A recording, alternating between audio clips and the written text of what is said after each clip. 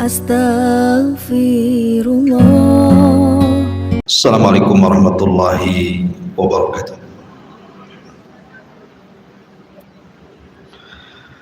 Alhamdulillah, wassalatu wassalamu ala rasulillah wa ala alihi wa sahbihi wa mawalah wa la hawla wa la quwwata illa billahi wa ba'du. Kita lanjutkan kajian kita, masih membahas kitab Arba'in Nawawi, dan kita masuk pada hadis ke-26.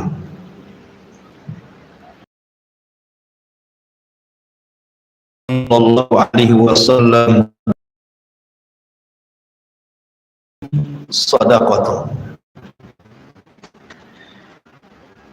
kullu yawmin tatlu'u fihi syamsu ta'dilu bainal itsnaini sadaqatun wa tu'inu lahu 'alaiha mata'ahu sadaqatun wal kalimatu thayyibatu sadaqatun wa bi kulli khutwatin tamshiha ila salati sadaqatun wa tumitul adha 'anil tariqi sadaqatun. Rawahul Bukhari wa Muslim. Dari Abu Hurairah radhiyallahu anhu, ia berkata, Nabi sallallahu alaihi wasallam bersabda, setiap persendian dari manusia itu ada sedekahnya pada setiap hari yang matahari terbit padanya, dan berbuat adil ketika mengislah dua orang yang sedang bertengkar adalah sedekah. Kemudian menolong seseorang dalam urusan kendaraannya, membantunya agar bisa menaiki kendaraannya atau mengangkat barang-barangnya ke atas kendaraannya adalah sedekah. Kemudian sebuah ucapan yang indah, yang santun, yang baik adalah sedekah. Kemudian setiap langkah yang kau ayunkan menuju tempat salat juga sedekah. Serta engkau menyingkirkan gangguan dari jalan adalah bagian daripada sedekah. Hadis ini dikeluarkan oleh Imam Al-Bukhari dan juga Muslim. Baik. Hadis ini menjelaskan kepada kita bahwa sedekah itu tidak mesti menggunakan uang. Sedekah itu tidak mesti menggunakan uang. Ada perkara-perkara tanpa uang juga dianggap sedekah. Sebab kalau seandainya sedekah itu mesti dengan uang, kasihan orang-orang miskin tidak bisa bersedekah.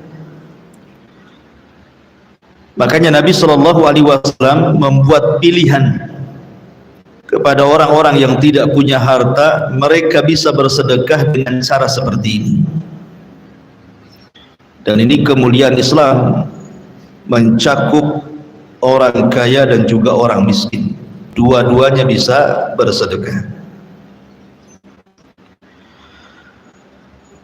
Di sini Nabi Shallallahu Alaihi Wasallam menjelaskan beberapa perkara, hal-hal yang bisa manusia itu bersedekah. Kata Nabi Shallallahu Alaihi Wasallam, setiap persendian dari manusia itu ada sedekahnya setiap hari ketika matahari terbit. Dan kita tahu bahwa persendian manusia itu jumlahnya berapa? 360 persendian. Maksudnya persendian itu yang menyambung tulang dengan tulang, itu disebut persendian. Kayak sini nyambung ke sini, ini nyambung ke sini, nah, ini nyambung ke sini. Nah, itu ya. Jadi satu sendi ke sendi yang lainnya, sambungan tulang dengan tulang yang lainnya, kalau dihitung dari atas kepala sampai kaki itu, kata Nabi SAW, khalaqallahu ibna Adam ala sittina wa thalathumiyati mafsalan. Kata Nabi SAW, Allah Subhanahu wa ta'ala menciptakan Bani Adam itu jumlah persendiannya 360 sendi. Kapan Nabi SAW menghitung? Kok bisa tahu bahwa persendian itu ada 360? Tentu wahyu. Dan terbukti dalam dunia kesehatan kedokteran, memang jumlahnya persis yang disabdakan Nabi SAW. Artinya Rasul itu tidak bicara dengan hawa nafsunya. Apa maksudnya di sini? Maksudnya adalah bahwa setiap persendian itu adalah nikmat dari nikmat-nikmat Allah Subhanahu wa ta'ala.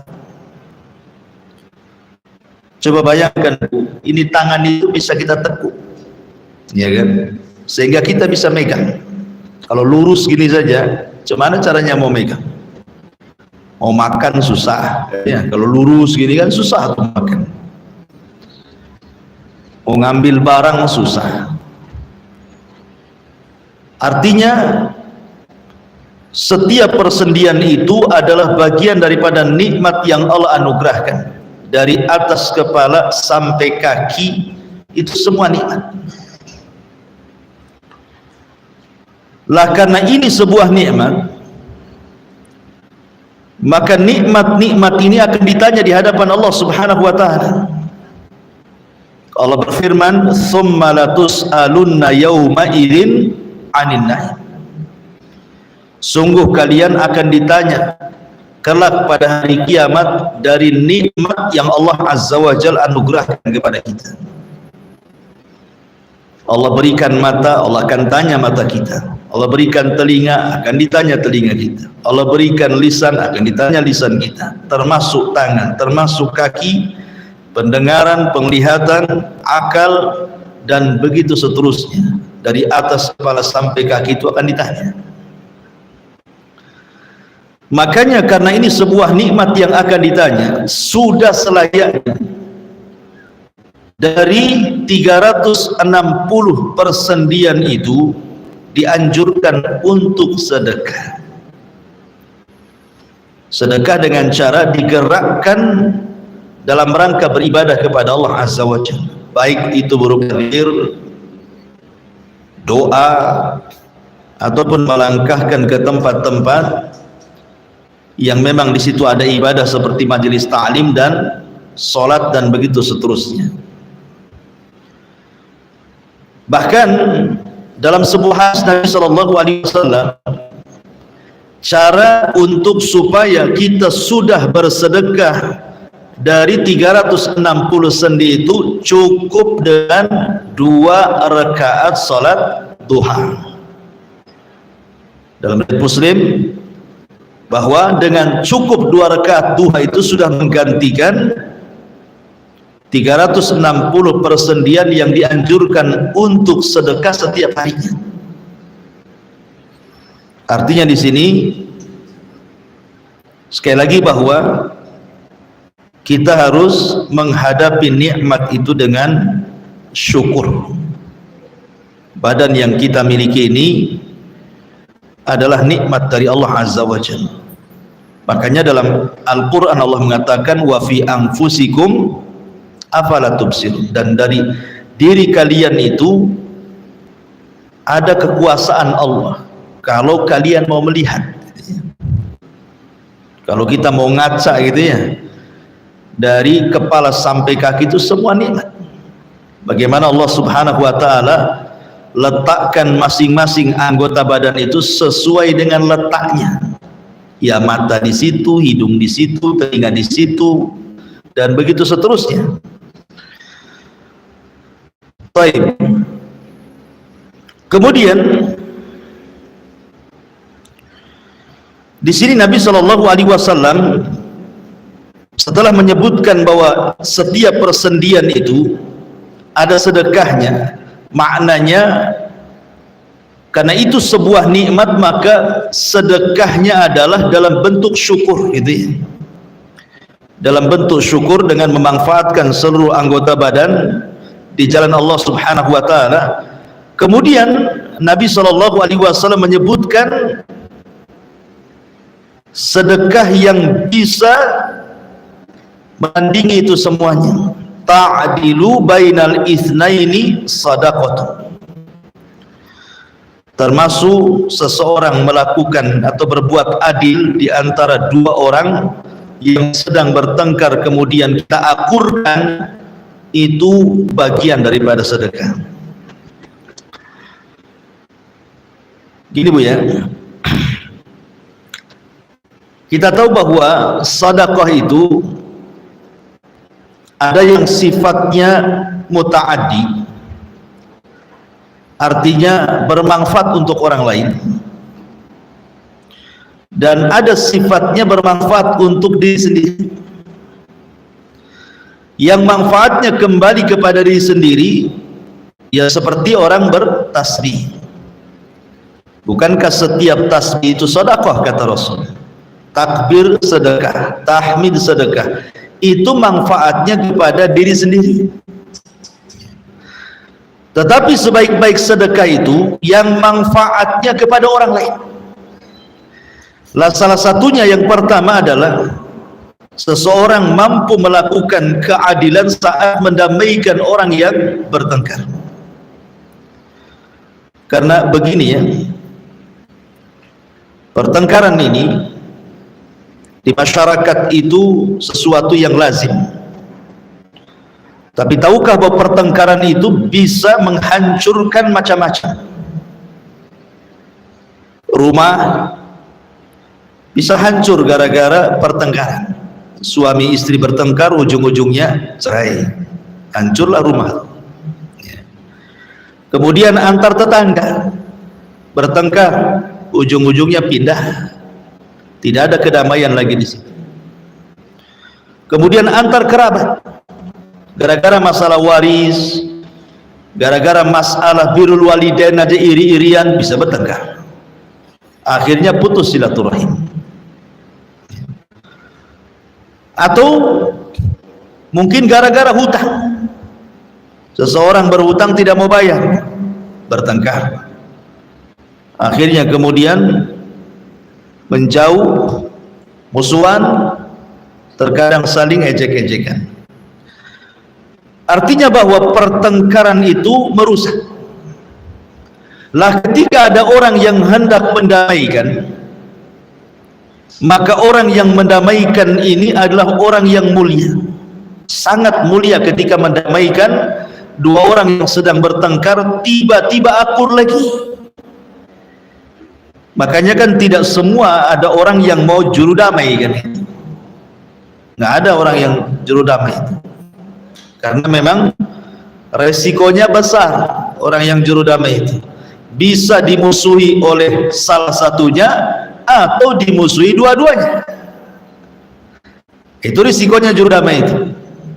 Makanya pahalanya besar orang yang juru damai itu. Sampai-sampai Nabi Shallallahu Alaihi Wasallam bersabda dalam hadis yang dikeluarkan Imam Abi Dawud dan Tirmidzi dari hadis Abi Darda radhiyallahu anhu. Kata Nabi Shallallahu Alaihi Wasallam, ala ukhbirukum bi afdhala min darajati siyami was salati was sadaqati. Kata Nabi SAW, maukah aku habarkan kepada kalian amalan yang jauh lebih afdal dibandingkan puasa, dibandingkan salat, dibandingkan sedekah? Qalu bala ya Rasulullah. Tentu wahai Rasul. Amalan apa itu? Maka Nabi SAW mengatakan, salahu dzatil bayyin, kamu bisa mengakurkan dua orang yang sedang berselisih. Kamu bisa mengislah dua orang yang sedang bertengkar. Kenapa demikian? Fa inna fasada dzatil bayyin hiyal hadiqah, karena terkadang rusaknya hubungan dua orang itu bisa menghilangkan agama. Ya, karena kalau sudah bermusuhan itu kan larinya kemana-mana, akhirnya mencaci, dosa mencaci, memaki, gibah, ya kan? Terkadang kemudian menyakiti, baik secara fisik ataupun secara lisan, tak jarang kemudian sampai bunuh-bunuhan. Jadi banyak yang akan dilanggar, makanya bisa menghancurkan agama. Makanya ketika ada dua orang yang bertengkar, datang orang ketiga mengislah, berarti sedang memperbaiki agama. Makanya derajatnya lebih tinggi dibandingkan salat, dibandingkan puasa, bahkan dibandingkan sedekah dengan harta. Luar biasa ya. Ma'asyiral muslimat yang dimuliakan Allah Subhanahu wa taala. Akan tetapi tentu mengislah dua orang yang sedang bertengkar itu harus siap dengan risiko. Makanya Rasul sallallahu alaihi wasallam mengatakan kepada para sahabatnya, dan juga tentu ini nasihat kepada kita. Kata Nabi sallallahu alaihi wasallam, berangkatlah, islah dua orang yang sedang bertengkar walaupun mereka hendak mengusir diri. Karena itu risiko kan, terkadang kita mau mengislah, kita pula dimarahi, diusir gitu. Kata Rasul, coba saja, suruh dicoba gitu. Kalau tidak bisa ya sudahlah, yang penting saya sudah mengakurkan keduanya. Kalau belum akur ya saya serahkan kepada Allah Azza wa Jalla. Tetapi tentu harus ada adab-adabnya ibu ya. Tidak kemudian melihat ada orang yang bertengkar langsung ibu nyelonong ke situ mengislah keduanya. Nggak bisa macam itu. Umpamanya ibu punya tetangga, ada suami istri lagi bertengkar, langsung nyelonong aja ke rumahnya. Ada apa ini? Nggak boleh. Ya. Jadi tidak bisa langsung menyelonong itu saja. Harus ada adab-adabnya kan. Ada sesuatu yang bisa kita masuk, ada sesuatu yang tidak bisa kita masuk di situ. Kecuali kalau diminta. Kalau nggak diminta jangan loncat pagar, karena itu urusan orang itu. Kemudian juga ada hal-hal yang harus diketahui selain daripada harus tahu batasan-batasan itu. Juga hendaklah seseorang itu, kata para ulama, hendaklah mengikhlaskan niat. Jadi kalau kita hendak mendamaikan orang itu, ibu harus betul-betul ikhlas, memang ingin mendamaikan. Karena terkadang kalau tidak punya ikhlas, terkadang mendamaikan tahu-taunya memihak salah satunya, kan bahaya. Atau karena ketidakikhlasan, bukannya makin damai, makin pula disulut emosinya gara-gara datang orang ketiga. Jadi betul-betul ikhlas karena Allah Subhanahu wa taala. Kemudian juga betul-betul harus adil, tidak boleh kemudian jomplang ke salah satunya. Ya betul-betul harus mendengar, memasang dua telinga, yang satu ngomong apa, yang satu ngomong apa, kemudian ambil tarik benangnya, kira-kira bisa didamaikan atau tidak gitu. Tidak memihak gitu. Kemudian juga jangan tergesa-gesa menghukumi sesuatu dalam mendamaikan itu.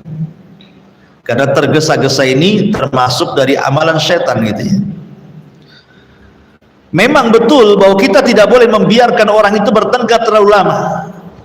Karena biasanya orang bertengkar terlalu lama itu makin mengeraskan hati kan.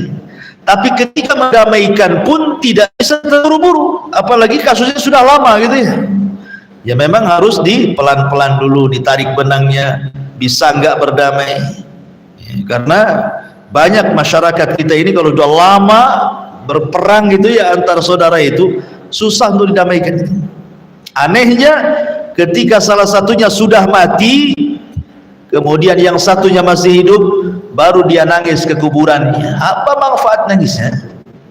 Ketika hidup kalian berpencar, udah mati sibuk pula ziarah kuburnya, kan gitu ya. Jadi nggak ada manfaatnya nangis di kuburan. Makanya sering saya katakan bahwa sesungguhnya Allah menurunkan agama itu untuk orang hidup, bukan untuk orang mati. Jadi selama hidup itulah kita berdamai, bukan ketika hidup kita bertengkar, sudah mati sibuk ke kuburan mendoakan dia. Kayak ada anak gitu ya, bertengkar dengan orang tuanya sampai nyakiti orang tuanya. Tiba-tiba orang tuanya sakit kemudian meninggal, barulah dia ziarah ke orang tua, ke kuburannya, kan itu. Sedihlah di situ, seolah-olah anak paling berbakti itu. Nah, ngapain orang sudah mati, kan itu? Waktu hidup kemana gitu bahasanya. Jadi agama itu untuk orang hidup. Seperti ada orang yang nggak pernah sholat, tapi ketika mati minta kemudian diiklankan di masjid, inna lillahi wa inna ilaihi raji'un. Sholat pun tidak, minta diumumkan di masjid. Atau tidak pernah baca Quran ya, ketika mati sibuk minta dibacakan Yasin. Waktu hidup kemana nggak baca Quran kalian? Jadi hal-hal yang seperti ini harus dipahami. Kemudian juga untuk menambah keberanian ketika kita mendamaikan orang itu, harus tahu bahwa pahala orang kalau bisa sampai mendamaikan itu berarti mendapatkan pahala di atas puasa, sholat dan sedekah. Ya, kalau kita tahu pahalanya kan senang kita jadinya ya, mendamaikan itu. Jadi bayangkan pahalanya.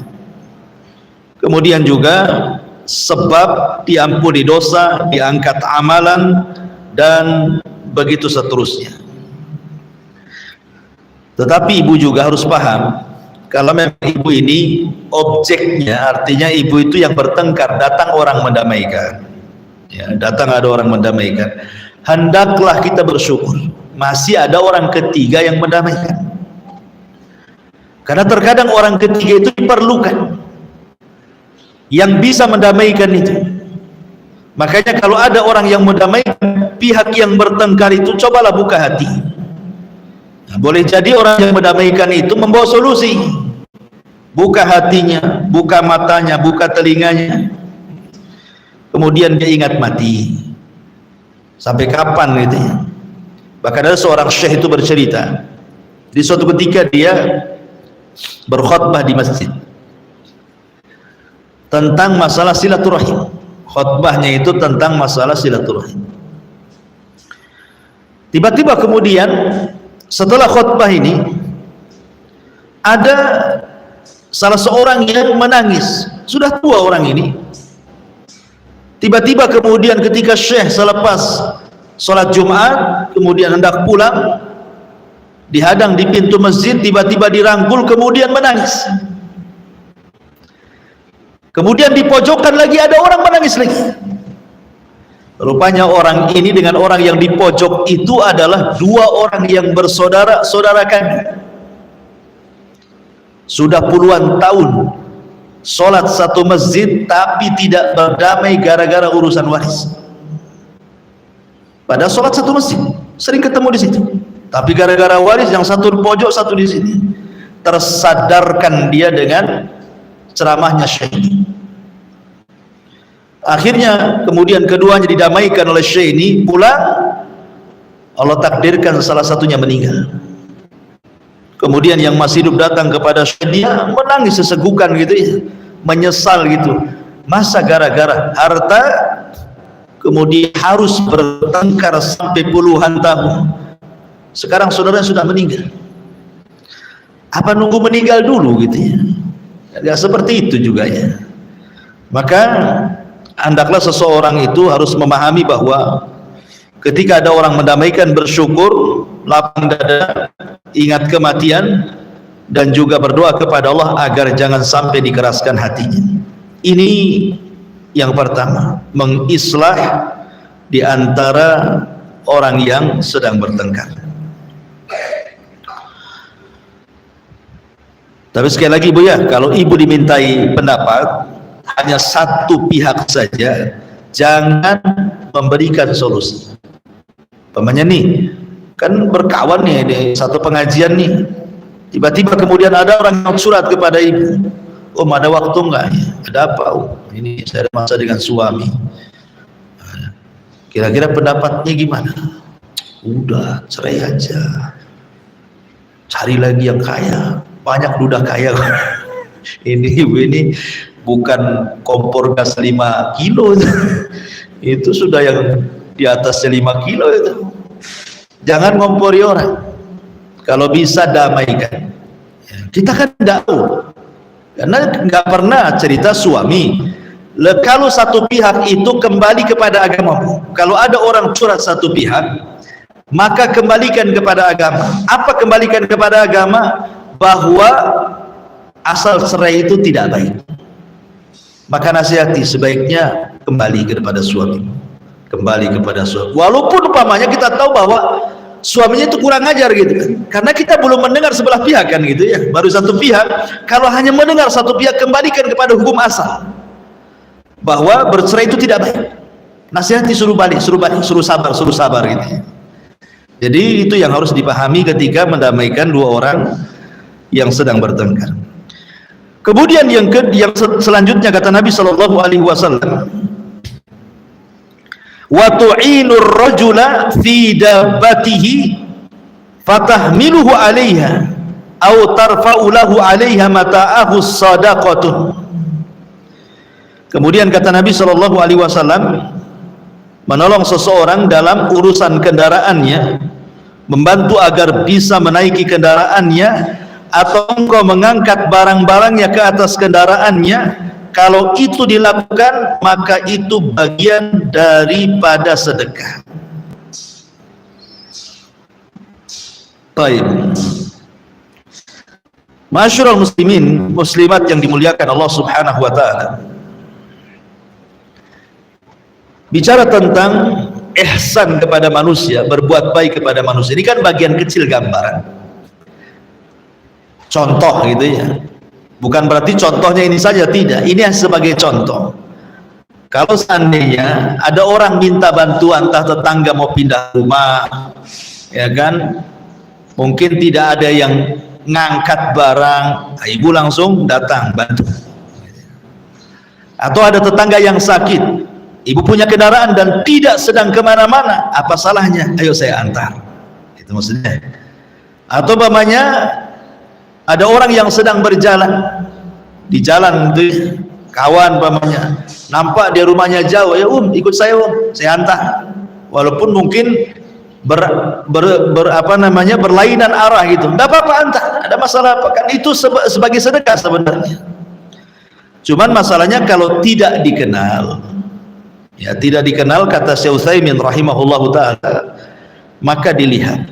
Kalau tidak kenal ya, kalau seandainya kita menganggap itu sebuah penipuan atau kejahatan, yang sekarang kan diantara trik-trik kejahatan kan begitu ya, di jalan raya nyotop-nyotop orang gitu ya, tahu-tahu dia rampok pula atau penjahat pula.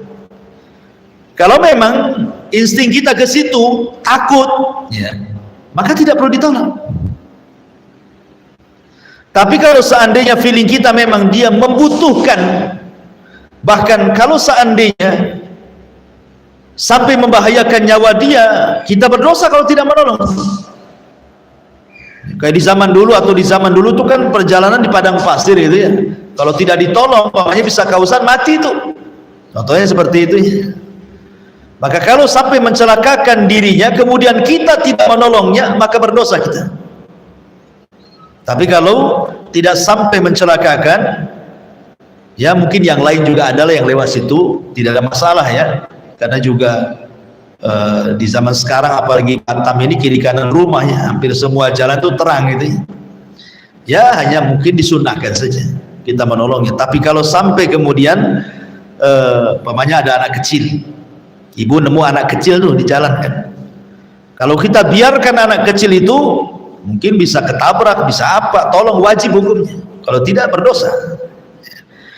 Lah, di sini Nabi SAW bahwa di antara bentuk sedekah adalah menolong saudaranya, dan menolong saudaranya itu macam-macam, terutama menolong kerabatnya, menolong keluarganya. Ya, jadi menolong keluarga lebih lagi dibandingkan menolong orang lain. Nabi SAW bersabda tentang keutamaan orang yang menolong orang lain itu. Kata Nabi SAW, man yassara ala mu'sirin yassarallahu fid dunya wal akhirah. Barang siapa yang memudahkan orang yang sedang ditimpa kesulitan, maka Allah mudahkan dia di dunia bahkan di akhirat. Bayangkan di antara keutamaannya, Allah berikan kemudahan kehidupan dia di dunia, dan Allah berikan juga kehidupan kelak di akhirat. Orang yang suka nolong orang, subhanallah itu ya. Padahal pada hari kiamat itu tidak ada yang menolong kecuali amalan. Maka yang bisa menolong pada hari kiamat adalah amalan dia. Ketika dia banyak menolong di dunia, maka dia akan banyak ditolong di akhirat. Kemudian juga Nabi SAW mengatakan, wa man farraja an muslimin kurbatan farrajallahu anhu kurbatan min qurabati yaumil qiyamah. Barang siapa yang berusaha untuk menghilangkan keperitan-keperitan hidup seorang muslim, maka Allah Subhanahu wa taala akan hilangkan seluruh keperitan-keperitan hidup kelak pada hari kiamat. Karena begini ya, pada hari kiamat itu semua orang susah. Bagaimana matahari didekatkan, bagaimana keringat dicucurkan, bagaimana dia akan berdiri dan tidak bisa duduk, apalagi dibaringkan badannya, sehingga akan banyak kesulitan. Lah, orang-orang yang kemudian menolong saudaranya, maka itu dia sudah bersedekah. Dan Nabi SAW mengatakan bahwa pada hari kiamat sedekah akan menjadi penaung bagi dirinya dari cahaya matahari dan kepalanya. Ya kan? Sab'atun yudhilluhumullahu fi dhillihi yauma la dhilla illa dhilluh. Jadi sedekah itu salah satu adalah penghalang kepala dan matahari. Maka dalam bentuk sedekah, baik sedekah harta atau sedekah yang seperti ini bisa menolong kesulitan kita pada hari kiamat. Bahkan lebih daripada itu, Bu, Nabi SAW mengatakan, sanaiul ma'ruf taqi masari asu.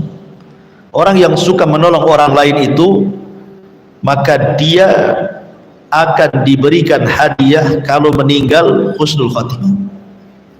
Ya, taqi masari asu, akan menghilangkan kesulitan-kesulitan saat sakaratul maut, gitu maksudnya. Dan ini keutamaan yang luar biasa. Kemudian juga di antara keutamaannya, Nabi SAW pernah ditanya, ayyul a'mali ahabbu ilallah. Rasul, amalan apa sih yang paling dicintai Allah Subhanahu wa ta'ala? Maka Nabi SAW mengatakan, ahabbun nas ilallahi anfa'uhum linnas. Amalan yang paling baik, yang paling dicintai Allah adalah seseorang bisa memberikan manfaat kepada manusia. Kalau seandainya kita tidak bisa lah ya, artinya mau nolong nggak ada tenaga, mau ngasih duit tidak ada duit, ya. Pokoknya tidak bisa, dengan tenaga tidak bisa, dengan uang juga memang tidak ada uang, ya. Kalaupun tidak bisa dengan itu semuanya, minimalnya dengan lisan, ya, dengan lisan supaya meringankan kesusahannya. Jadi ucapan-ucapan yang masuk ke dalam hatinya itu menyenangkan hatinya, gitu maksudnya.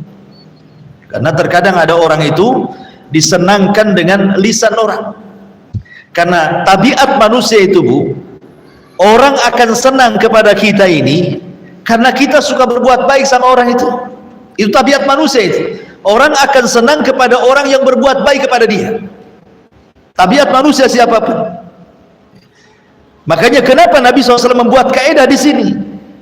Sebenarnya kemudian ketika kita hendak dicintai manusia, tidak perlu dengan cara menjilat dan yang semacamnya, cukup berbuat baik kepada dia saja, lama-lama dia suka dengan kita tuh.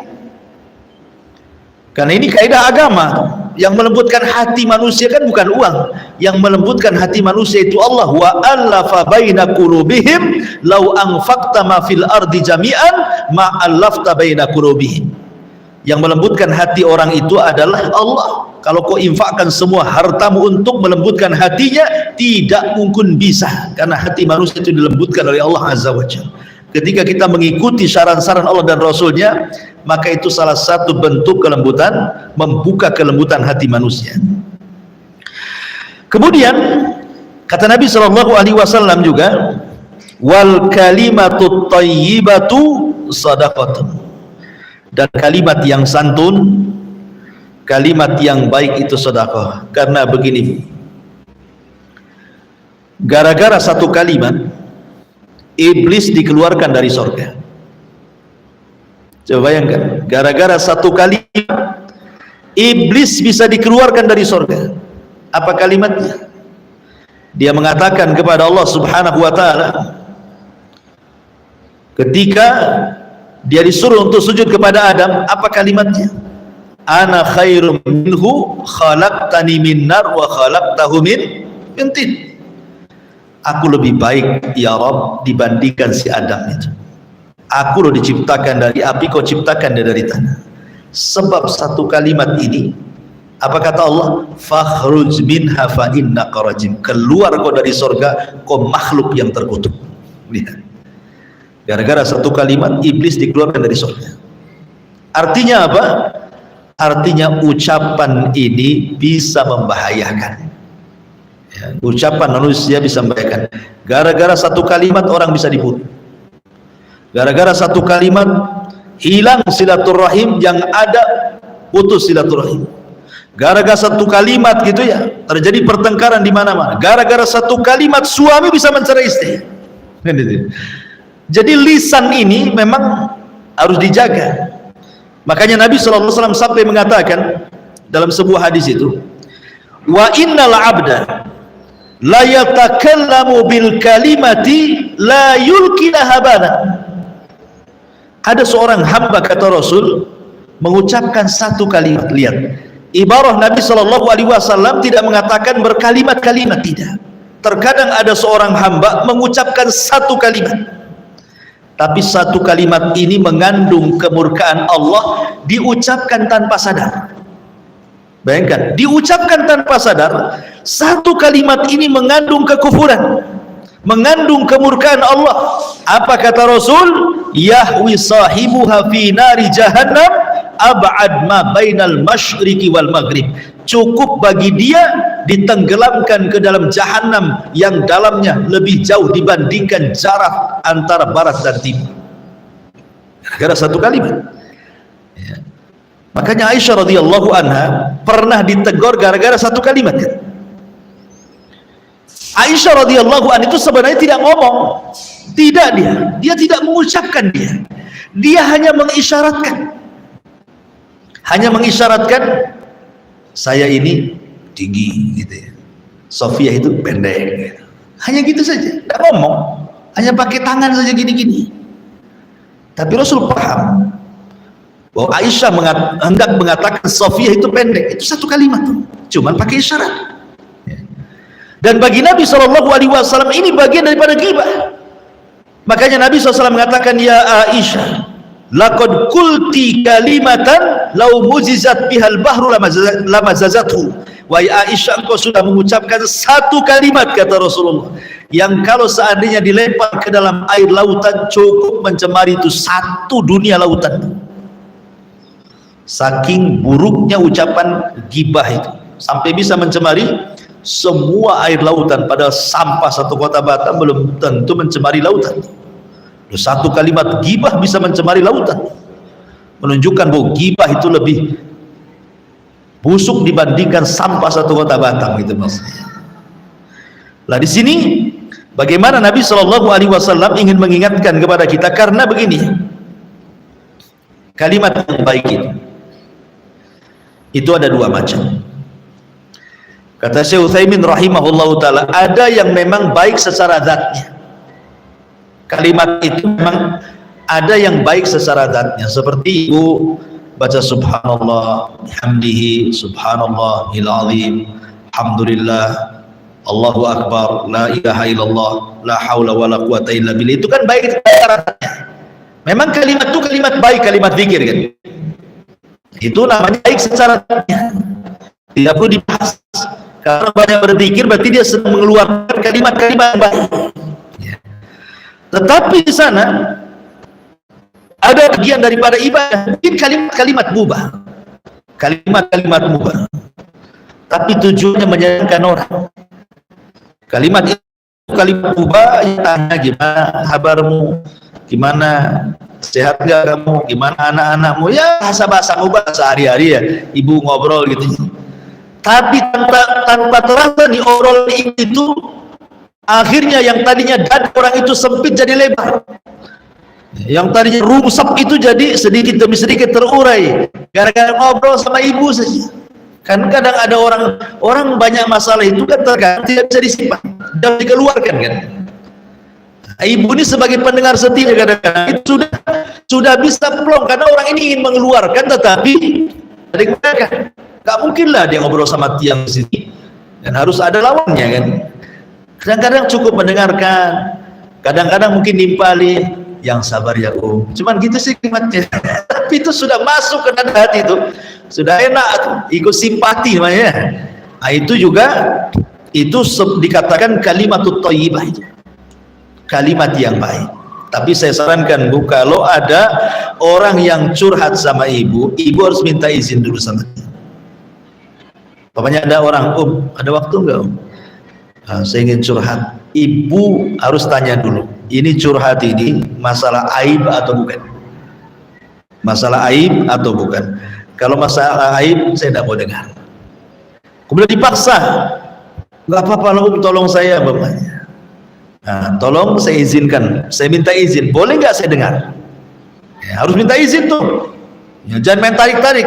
Ada waktu ngomong-ngomong, nggak gitu ya. Jadi tetap harus minta izin. Maaf, ini kan karena yang mau diceritakan masalah suami, masalah ini kan nggak bagus sebenarnya. Saya nggak boleh mendengar, saya kan bukan siapa-siapa. Saya minta izin dulu ya, harus minta izin dulu ya. Boleh nggak saya dengar? Kalau nggak dengar, nggak boleh, nggak boleh saya dengar. Tapi sebisa mungkin ibu harus menghindar sebenarnya. Kalau memang dia mau menceritakan aib dirinya atau orang lain, sebenarnya harus menghindar. Kecuali kalau memang dia butuh dan mungkin dia merasa bahwa ibu ini bisa memberikan solusi, maka ini masuk pada hadis Nabi SAW, idza stansahaka fansah. Apabila saudara meminta saran, berikan dia saran ya, jadi tidak main langsung dulu ya. Taib. Jadi ini juga termasuk sedekah, adalah al-kalimatut thayyibah. Dan keutamaan orang bicara dengan santun itu banyak ya. Pertama, memang kalimat yang baik itu sedekah sebagaimana yang kita sudah bahas di sini. Yang kedua, kalimat yang baik itu bisa ta'aluful qulub, bisa menyatukan hati. Kalimat yang baik itu bisa menyatukan hati, yang tadinya keras itu jadi lembut. Kemudian juga kalimat yang baik itu intisar al syaitan. Kalimat yang baik itu sebenarnya sedang mengalahkan setan, sedang mengalahkan setan, karena setan itu berusaha untuk tahris. Tahris itu berusaha untuk membuat orang itu musuhan. Maka dengan kalimat yang baik dia berdamai. Maka ini salah satu melawan setan dengan kalimat yang baik. Kemudian juga kalimat yang baik itu takunun najatu minan nar, bisa menjauhkan dari api neraka, menyelamatkan dia dari api neraka. Dan kalimat yang baik juga salah satu bisa menggugurkan dosa. Berdasarkan hadis Nabi SAW, inna min mujibatil maghfirati badlus salam wa husnul kalam. Kata Rasul, sesungguhnya yang mewajibkan orang itu diampuni dosa-dosanya adalah dengan cara menjawab salam dan mengucapkan kalimat yang santun ya. Tapi sebaliknya Bu, kalau kalimat itu yang keluar dari lisan ibu itu tidak baik, menunjukkan ibu itu su'ul adab. Kalau ada orang yang omongannya pedas, kasar, berarti tercerminan dari akhlak dia itu. berarti orang itu memang jelek akhlaknya. Karena akhlak itu kan terbagi tiga, kata para ulama ya, dari kepala dari leher ke atas, dari leher ke atas, kemudian dari leher ke bawah, kemudian tangan. Leher ke atas itu identik dengan mata dan lisan. Ya, mata dan lisan. Kalau suka melotot, suka marah, itu nggak punya akhlak tuh kepalanya. Tapi kalau suka tunduk, senyum, ngomongnya bagus, itu akhlak, berakhlak. Berarti kepalanya berakhlak tuh. Ya. Kemudian tangan, suka nolong. Ya, panjang tangan, ringan tangan. Panjang tangan apa ya? Balik. Ringan tangan lah ya. Suka nolong, suka bantu gitu ya. Itu berarti tangannya berakhlak. Kemudian dari leher ke bawah, ya, kalau leher ke bawah nih, ibu kalau lagi ngomong sama orang, ya, badan kita menghadap dia tuh berarti berakhlak. Walaupun yang kita ajak bicara ini adalah mungkin orang yang derajat di bawah ibu. Karena banyak orang-orang yang ketika ngobrol itu tidak menghargai orang yang diajak ngobrol. Badannya kemana gitu ya. Walaupun kepalanya ke arah, tapi badannya tidak lurus ke orang yang ngobrol, tidak dihargai. Harusnya kalau udah ngomong itu kita hadapi, ya, didengerin, betul lah, itu beradab. Ya, itu dari leher ke bawah tuh. Karena ada yang lagi ngobrol karena mungkin merasa mungkin dia pembantu atau apa gitu ya, orang miskin atau bagi dia mungkin derajat di bawah dia, kadang-kadang nampak sombong. Enggak boleh. Manusia di sisi Allah itu sama, mau Anda orang kaya, orang miskin sama saja. Yang bedakan itu takwa di hadapan Allah Azza wa Jalla. Itu kan Anda saja merasa lebih terhormat menurut Anda sendiri kan itu. Tapi menurut Allah sama saja. Belum tentu orang kaya lebih mulia dibandingkan orang miskin. Ataupun sebaliknya, karena banyak orang miskin juga sombong. Orang miskin sombong lagi kan. Jadi menunjukkan bahwa kalau jahat lisannya itu dia sedang su'ul adab. Dan biasanya kalimat yang buruk itu membuat orang lari. Orang itu tidak suka sebenarnya. Makanya kenapa Nabi SAW sampai oleh Allah Subhanahu wa taala dikatakan fabima rahmatin minallahi linta lahu walau kunta ghalidhal qalbi lan faddu min hawlik. Kata Allah Subhanahu wa taala dalam surat Ali Imran ayat 159, dengan rahmat dari Allah engkau lembut kepada mereka wahai Muhammad, sebab kalau kau keras mereka akan lari. Makanya biasanya orang yang kotor lisannya orang nggak suka, biasanya memang nggak suka. Kalau lisannya itu kotor orang nggak suka tuh, kecuali sesama lisan kotor. Nah itu lain lagi. Nah, mungkin satu geng lah itu ya, karena al arwahu junudun mujannadah, ruh itu akan bergabung dengan gengnya. Kalau lisannya kotor pasti akan berjumpa dengan lisan kotor juga. Tapi kalau lisannya baik berjumpa dengan lisan kotor nggak mau dia. Ruhnya nolak tuh. Makanya di sini kalimat yang jelek itu membuat orang lari. Membuat orang lari. Walaupun dia ahli ngaji, walaupun cadaran, walaupun nikung, walaupun kaos kakinya rangkap 3 rangkap. Kalau lisannya lebih panjang dari jilbabnya itu gak suka orang. Kemudian juga ucapan yang jelek itu bisa qadahun fil iman, masalahnya itu bisa mencacati iman orang. Kenapa demikian? Karena Nabi SAW yang mengatakan bahwa al-muslimu man salimal muslimuna min lisanihi wa yadihi. Seorang muslim itu dikatakan muslim kalau orang lain selamat dari lisan dan tangannya. Berarti kalau seandainya orang itu tidak selamat dari lisan kita dan tangan kita, dipertanyakan keimanannya, cacat imannya. Karena seorang muslim itu harus selamat. Makanya saya kemarin sudah saya jelaskan ketika menjelaskan hakul muslim ala muslim situ itu. Apa sih mana ucapan salam itu? Assalamualaikum. Ucapan salam ini bukan ucapan biasa. Ucapan salam itu artinya kita memberikan keamanan dan keselamatan bagi dia. Seolah-olah kita menyingkat dengan assalamualaikum. Kalau mau dirinci, ya, kalimat assalamualaikum itu aku datang kepadamu aku tidak akan mengucapkan kalimat jahat, kalimat kotor, tidak akan menggibah, tidak akan mengambil hartamu, tidak akan membunuhmu, tidak akan menumpahkan darahmu, tidak akan kan kepanjangan kalau ngomong itu. Cukup dengan assalamualaikum, saya berikan keselamatan, kamu tidak akan saya sakiti. Itulah ucapan assalamualaikum, dari situ maknanya. Makanya seorang muslim itu dikatakan muslim kalau orang lain selamat dari lisan dan tangannya. Tapi kalau tidak selamat, berarti masih dipertanyakan keimanannya.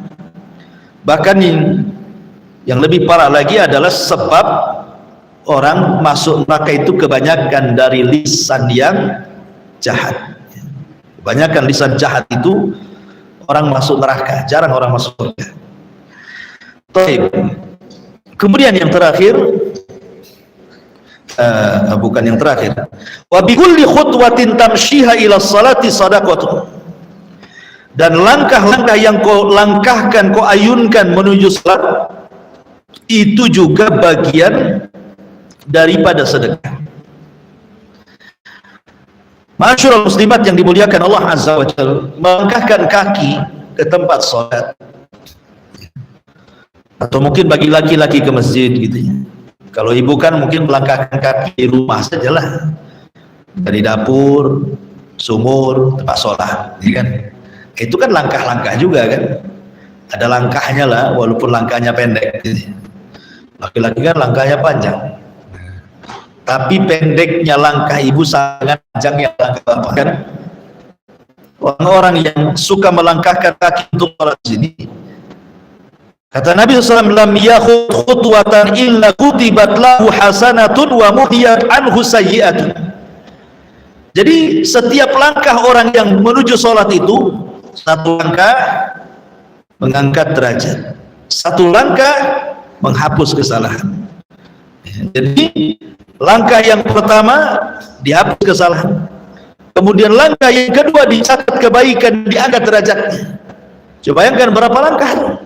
Makanya dahulu ada sebuah kisah, ada seorang rajulun minal ansar, seorang laki-laki dari kalangan Ansar, itu rumahnya jauh dari masjid. Anak orang Ansar ini jauh dari masjid. Jadi kemudian dikatakan kepada orang Ansar ini, karena dia kan jalan kaki itu dari masjid dari rumah ke masjid itu. Jadi ada orang yang ingin menolong. Bagaimana kalau seandainya ishtaraitu khimara, aku belikan kau kendaraan berupa keledai, kau bisa naik keledai rumah ke masjid. Itulah dulu orang dulu itu luar biasa, isi tidurnya masih enak kan. Ini dibuat pula gunung, jadi kalau mobil itu di tengah-tengah dia nggak bisa jalan tuh, jadi timbangan jadinya ya. Jadi itu dosa sosial tuh, jangan dilakukan. Ya kalaupun harus karena ada maslahat, mungkin ada sekolah, ada apa ya kan, takut orang kencang-kencang di situ, yang benar saja lah buat polisi tidur itu. Jangan bapak polisi yang tidur, buat anak polisi aja yang tidur itu ya, yang kecil-kecil itu, jadi kan nggak membahayakan orang. Ini enggak. Yang herannya nih, kadang-kadang di depan rumah itu ada lubang, dan persis depan rumah dia. Kadang-kadang dia pun tersakiti dengan lubang itu. Kadang-kadang tersakiti dengan lubang itu, sudah tahu depan rumah dia. Apalah salahnya kan, beli pasir ke atau ambil tanah, tutuplah lubang itu. Dia sendiri tersakiti, apalagi orang yang jalan di situ, nyantai saja di situ kan gitu ya. Padahal kalau dia tahu amalan membuang hal-hal yang bisa membahayakan itu besar sekali. Walaupun ini serendah-rendahnya iman. Di sini Nabi SAW mencantumkan perkara yang terakhir ini karena ini yang paling rendah. Sedekah yang paling rendah itu adalah membuang hal-hal yang menyakiti orang. Ini paling rendah. Menunjukkan sebelum-sebelumnya lebih tinggi lagi. Makanya letakkan di belakang. Rasul letakkan di belakang karena ini yang paling rendah dalilnya. Karena Rasulullah SAW mengatakan seafdal-afdalnya iman itu la ilaha illallah, serendah-rendahnya adalah imatatul adhani anit thariq, membuang hal-hal yang bisa membahayakan manusia dari jalan. Ini serendah-rendahnya iman, tapi lihat pahalanya luar biasa gitu ya. Jangan lihat rendahnya imannya.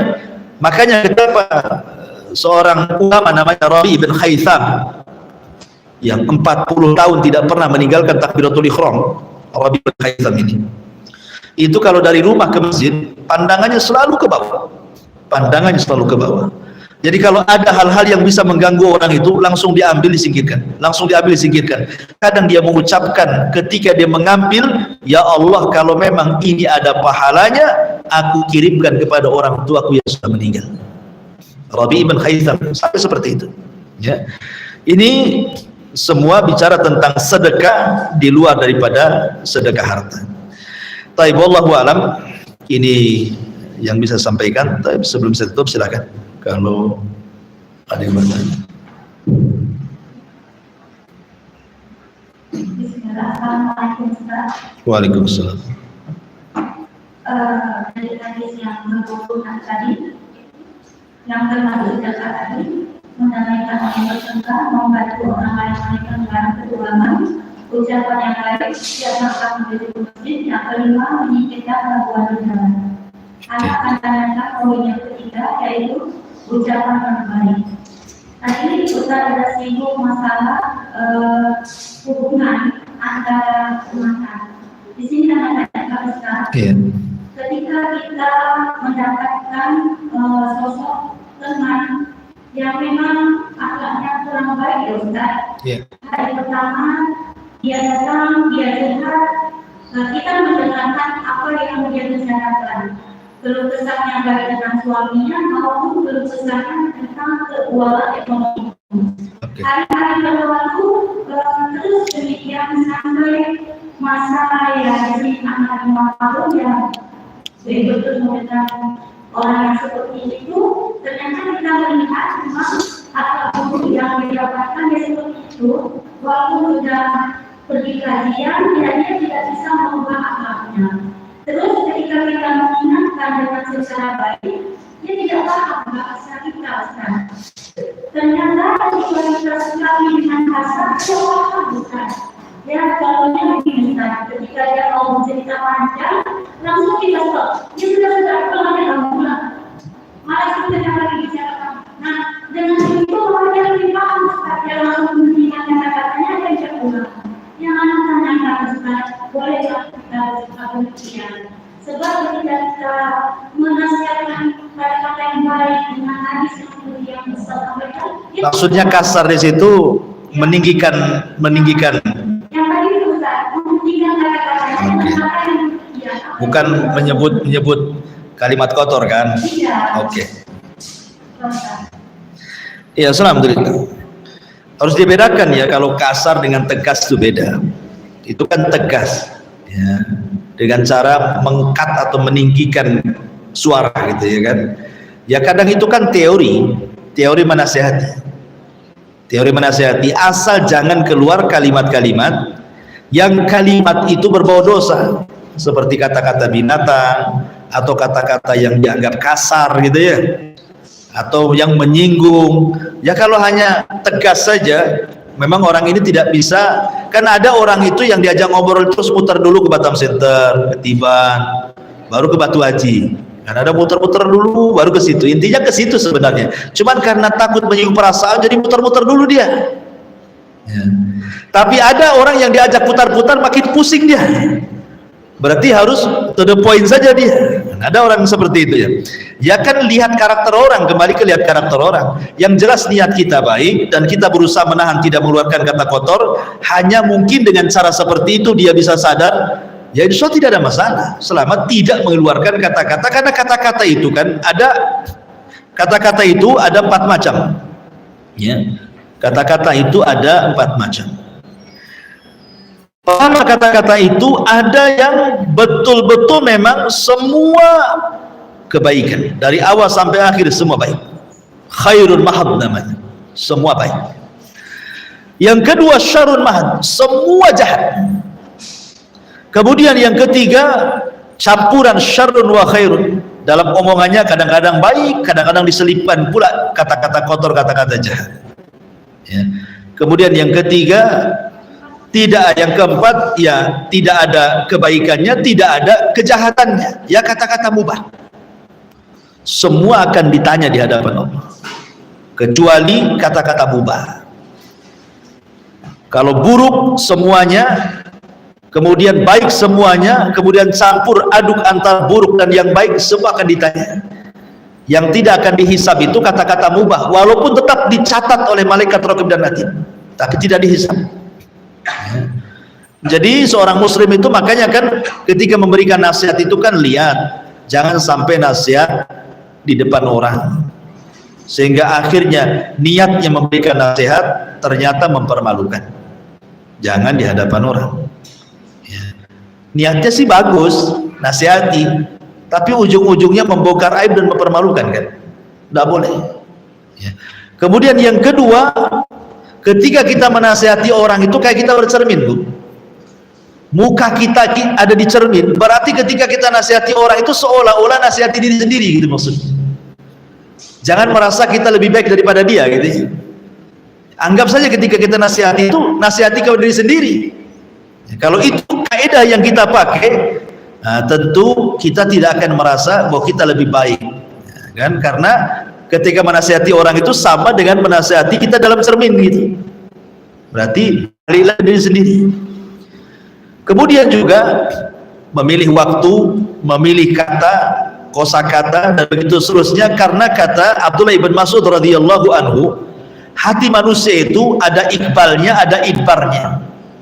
Ada ikbalnya, ada suatu ketika mudah dia mendapatkan nasihat, ada suatu ketika itu sulit mendapatkan nasihat. Hati manusia itu kadang-kadang seperti itu. Kadang lagi seneng, enak, ngomong apa saja nggak peduli. Ada lagi rungsep, ngomong apa saja masuk ke perasaan, sakit hati. Iya. Jadi ada waktu-waktunya iqbal dan idbar. Carilah waktu-waktu ketika dia iqbal hatinya, ketika dia menerima nasihat, disitulah.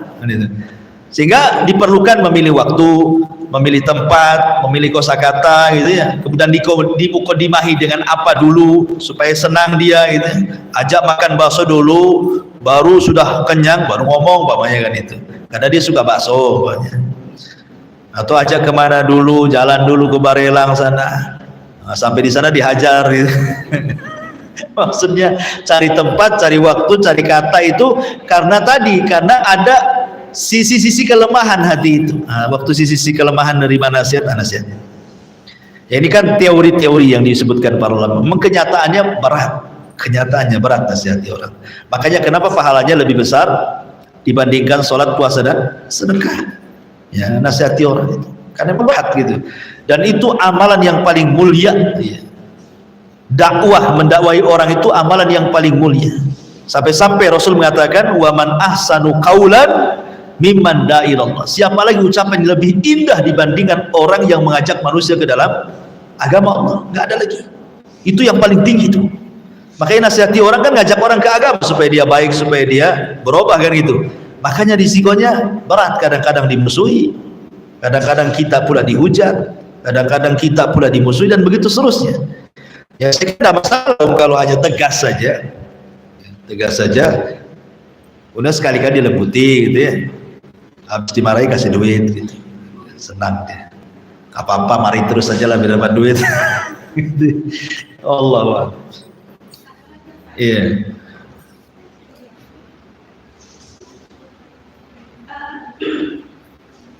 Tadi katakan Rasulullah SAW amanah yang lebih jauh daripada puasa sedekah sholat, yaitu kamu bisa memberikan antara sholat yang itu sedang lakukan. Tadi juga katakan kenapa pahala memberikan orang yang bersedekah itu baik karena sedang memperbaiki agama. Yang mana tanyakan di sini Ustaz, kita memberikan secara lahir dan secara batin Ustaz, bahwa pahala sholat itu kan kita tidak intinya semua orang sholat dan kita tidak bisa memamerkan atau menceritakan bahwa sesungguhnya aku sholat begini dan begitu. Dan ketika kita bersedekah, nah di sini berbeda ujiannya banyak ya Ustaz. Hari ini setelah 2 tahun kita bisa menutupi, terkadang tahun ketiga tanpa kita sadari kita mengungkapkan apa yang pernah kita berikan. Yang ada tanyakan Ustaz, apakah orang yang ini yang mendengar Rasulullah SAW tadi lebih baik dari puasa sedekah dan sholat itu juga bisa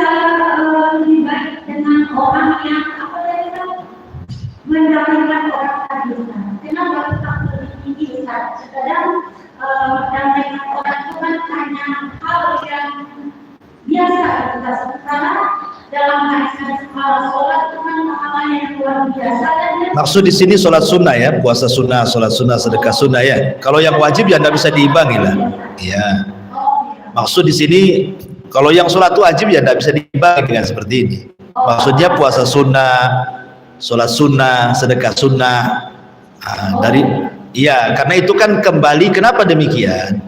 Karena hal-hal yang sifatnya ubudiyah itu kembali kepada orang yang mengerjakan. Kepada orang yang mengerjakan. Tapi kalau kita mendamaikan orang, itu sifatnya mutaaddi. Manfaatnya bukan untuk diri sendiri, tapi orang lain juga. Tapi kalau sholat itu manfaatnya hanya untuk pribadi kita saja. Sholat sunnah, puasa sunnah, sedekah sunnah kan kembali ke kita. Tapi kalau memperbaiki orang lain itu kembali ke kita dan orang itu. Makanya ada kasus ya, Imam Syafi'i rahimahullah ta'ala, ketika dia bermalam di rumah Imam Ahmad Ibn Hanbal, muridnya, Imam Syafi'i tidak sholat malam. Sampai-sampai kemudian kata putrinya Imam Ahmad, masa seorang imam besar dia meninggalkan qiyamul lail, kok tidur terus? Harusnya kan seorang alim itu harus ya nampak sholat gitu ya sepanjang malam. Jadi tanyakan kepada Imam Syafi'i, apa jawaban Imam Syafi'i? Semalam saya tidak sholat itu, bukan saya tidur. Saya memikirkan satu hadis dan saya bisa mengeluarkan dari satu hadis itu 100 faedah. Apa itu hadis? Hadis tentang cerita Abu Umair yang punya burung namanya Nughair itu. Rasul mengatakan, ya Aba Umair ma fa'ala Nughair. Wahai Aba Umair, apa yang dilakukan? Bagaimana kondisi burung Nughair, burung pipit yang dipelihara mati itu ya. Jadi nangislah si Abu Umair. Namanya anak-anak itu kalau kehilangan, dia lebih sedih kehilangan mainannya ya dibandingkan orang lain gitu ya. Kalau sudah tua mungkin pasangannya, kalau anak-anak kan tengoklah kalau mainannya ya. Saya itu ada anak niswa itu sampai bola-bolanya diambil kucing, nangis guling-guling. Kucingnya tidak boleh ngambil ya kan? Karena memang anak-anak seperti itu kan, kalau mainannya hilang tuh kayak sedih banget. Jadi Rasul datang kepada Abu Umair itu yang belum balik, ya Abu Umair ma fa'ala Nughair. Dengan ada apa Abu Umair, kata, dicandai sama Nabi. Ada apa Abu Umair? Gimana kondisi burungmu? Kata mati Rasul gitu. Kecekik dia itu keinjak namanya anak-anak gitu. Hadisnya cuma segitu, sekutit itu hadisnya. Tapi Imam Bukhari bisa mengeluarkan 100 faedah dari hadis ini. Dia tidak tidur ya. Artinya bahwa ketika dia menggali ilmu untuk disampaikan kepada orang, itu lebih baik dibandingkan sholat malam sampai dari Aisyah sampai subuh gitu ya. Kenapa? Karena manfaat menyampaikan ilmu itu kepada orang untuk diri dan orang lain lagi. Tapi kalau sholat kan manfaatnya untuk diri sendiri. Sama dengan mendamaikan orang, itu kan dakwah juga tuh. Manfaatnya bagi orang lain, makanya lebih baik ya. Kalau sedekah sunnah, sholat sunnah atau puasa sunnah kan kembali ke diri sendiri. Itu maksudnya ya.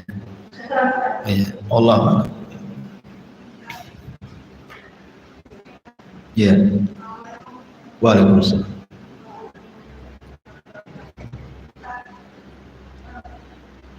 Pakai mic.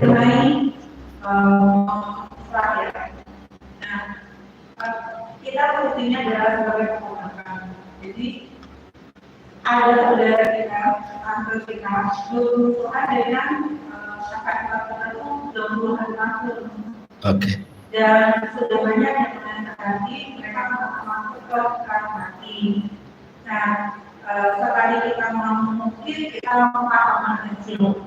Padahal kita harap sudah paham sedikit mengenai usaha mendamaikan kedua orang ini. Bagaimana sebaiknya, apakah dibiarkan saja sampai mereka meninggal?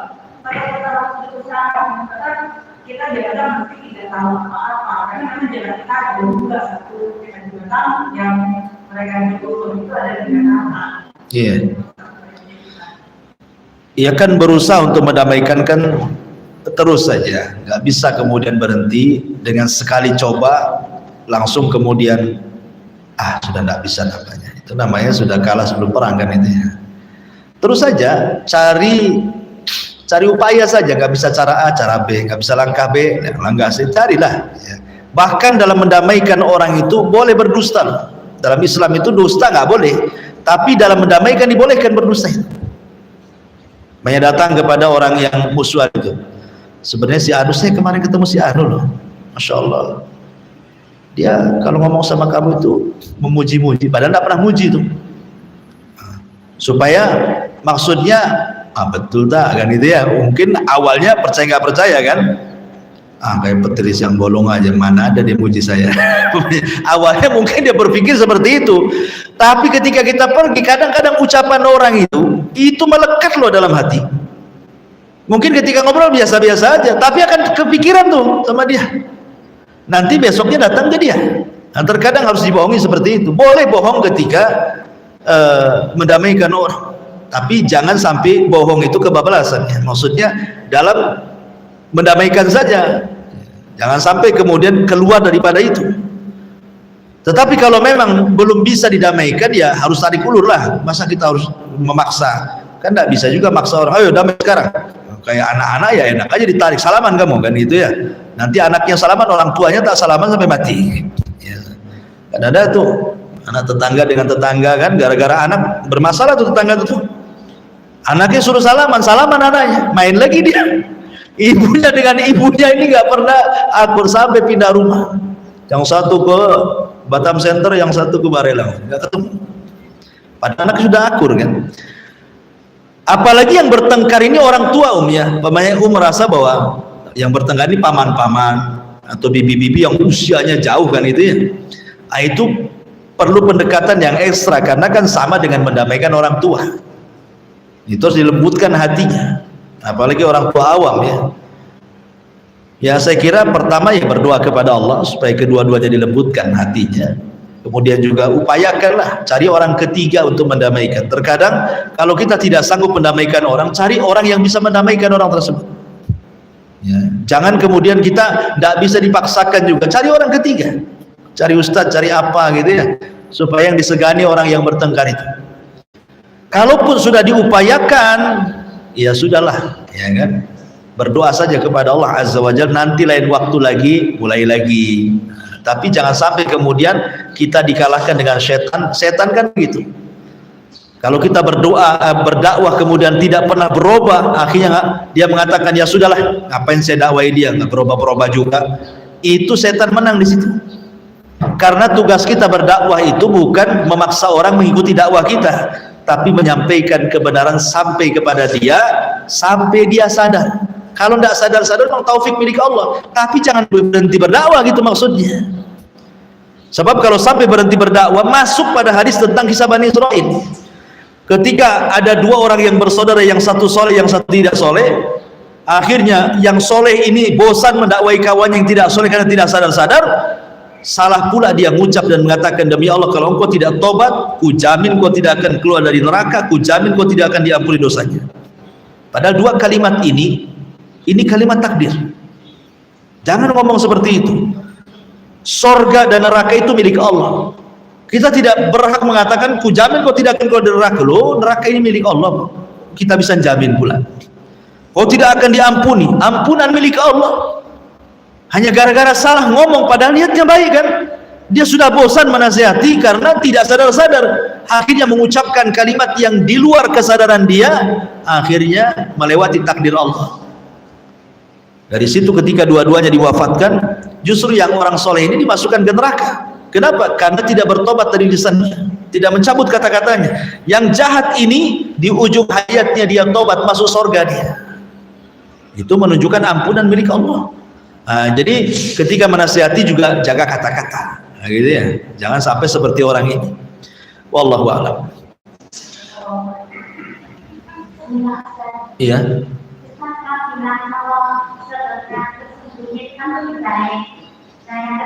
Kalau sudah itu kalau sudah terkandung itu sudah sama kamu, itu sudah sama kamu, itu sudah dibongkar sama orang itu jadi tidak sembunyi lagi. Maksudnya orang awalnya sembunyi-sembunyi.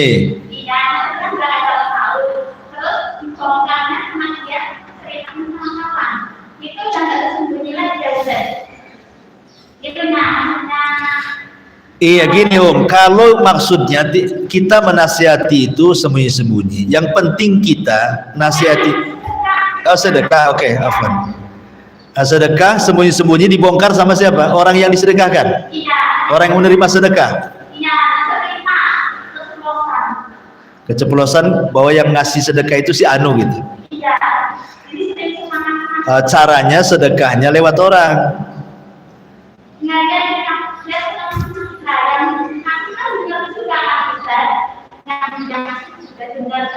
Maksudnya dia diceritakan kepada orang itu muji atau ngenyek gitu bahasanya ya.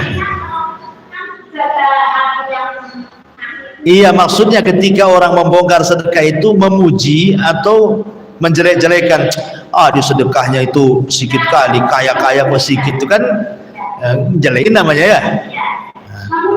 Memuji.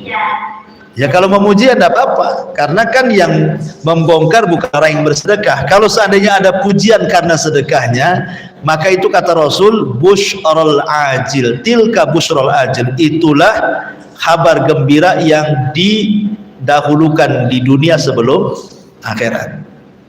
Ya, kalau ada orang memuji karena amalan kita, berarti itu kabar gembira yang Allah segerakan di bumi sebelum di akhirat. Nah, tapi perlu jaga hati. Seperti ibu ini naik haji, tidak ada kepikiran ingin dipanggil Bu Haja tuh, sama sekali. Ya. Tapi karena orang tahu ibu haji, akhirnya pulang aja, kemana Bu Haja? Padahal ibu tidak mau dipanggil itu. Berarti panggilan itu bukan ria, bukan karena ingin dipanggil haja, tidak.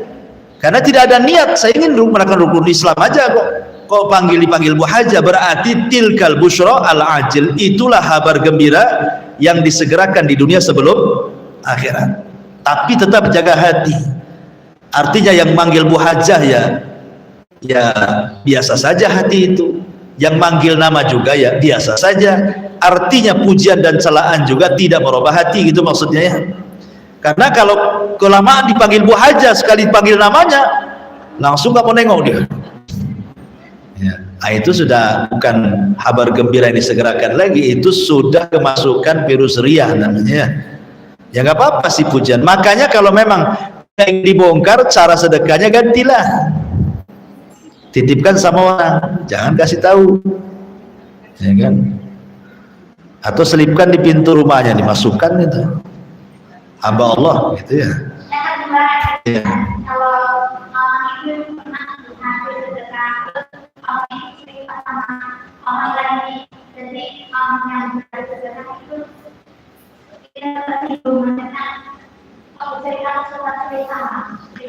Nggak usah tersinggung lah. Kenapa tersinggung?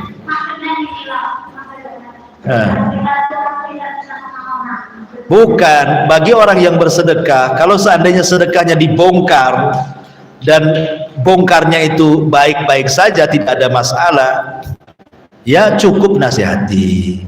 Datang ke orang itu, janganlah jangan kasih tahu orang saya sedekah sama begitu ya.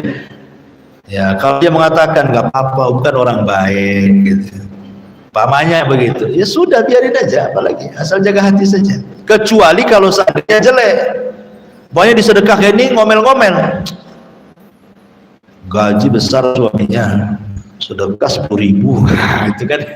Itu dah orang-orang gak bersyukur, udah dikasih masih ngomel kan. Nah itu udah jelek tuh orientasinya, ya udah nggak bagus. Tapi kalau pujian, masya Allah dia baik tuh, masya Allah, nggak masalah. Apa masalahnya? Bukan sesuatu yang dosa kalau memang ada yang memuji dia lantaran sedekahnya.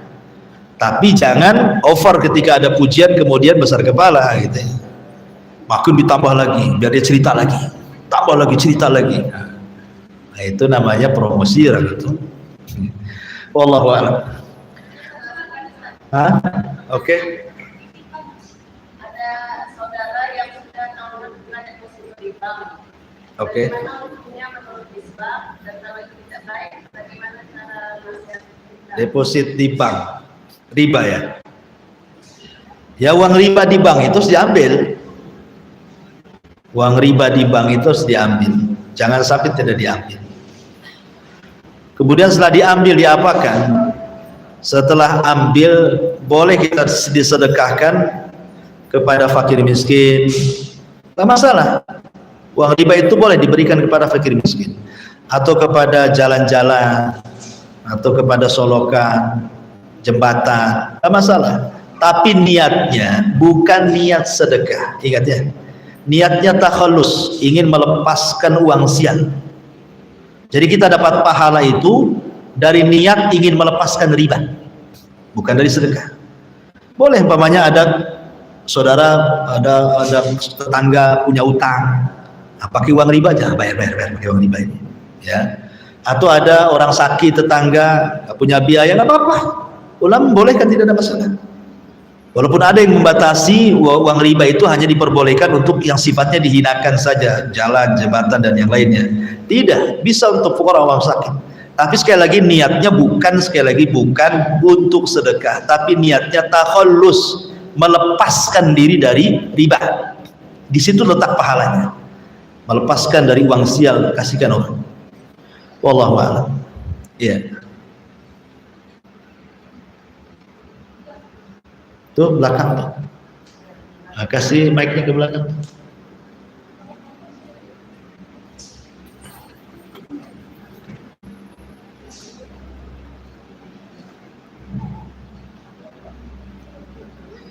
Assalamualaikum. Waalaikumsalam. Mengenai pria ya, saya mau menanyakan, jika orang sore terus ada bisikan berarti apa yang jadi akan nanti kalau itu sebenarnya ada bisikan hati. Bisikannya berupa apa tadi? Oh gitu. Oh iya, senanglah kalau dipuji orang itu ya.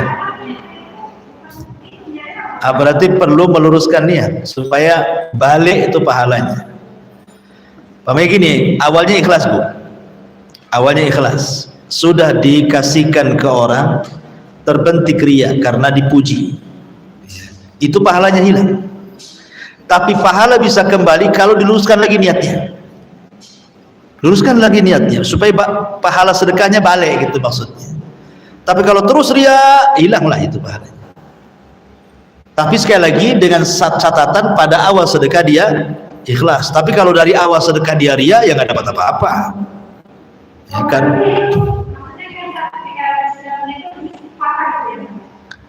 Iya, maksudnya di was-was itu kan dari setan itu kan. Ya kita ta'awud saja kepada Allah. Ya Allah, ini nggak benar ini. Yang penting kan awal sedekah niatnya ikhlas, itu yang penting. Kalau di tengah kemudian ria, namanya manusia terkadang kan dengan pujian-pujian itu besar kepala. Itu hilangkan rianya supaya pahalanya balik gitu maksudnya ya. Tapi kalau dari awal sudah ria, yang dapat apa-apa walaupun di tengahnya ikhlas. Ini sholat nih, lillah, Allah. Udah 2 rakaat nih, ya kan? Datang ustaz sebelahnya, dilamain aja sholatnya. Biar ditengokin ustaz di sholat saya lama. Di akhir sholat, astagfirullahaladzim, ini ria nggak boleh. Diterima sholatnya. Kenapa? Karena dia bisa mengalahkan rianya. Ya. Kemudian 2, lillah, sholat. Ria, sampai akhir ria tidak diterima. Yang ketiga, dari awal memang ria. Saya ingin contohkan nih. Umpamanya ini ibu-ibu lagi datang nih mau apa? Majelis taklim di sini. Kemudian satu orang tahiyatul masjid lama sekali itu sampai selesai ngaji baru selesai. Banyak kan? Itu niatnya memang ria tuh kan. Dari ria yaitu dari awal pun walaupun akhirnya diikhlaskan pun nggak diterima karena lihat awalnya. Innamal a'malu binniyah. Lihat niat awalnya itu yang menentukan amal itu. Jadi kalau seandainya ibu tadi sedekah ikhlas, kemudian selesai disedekahkan kok muncul ria karena ada pujian orang, hilangkan perasaan itu, waswas dari setan itu. Ya bisikan seperti itu, nggak benar ini, nggak benar. Ya. Wallahu a'lam. Ya saya kira cukup. Dan ada manfaatnya. Subhanaka bihamdika, asyhadu an la ilaha illa anta, astaghfiruka wa atubu ilaik. Assalamualaikum warahmatullahi wabarakatuh.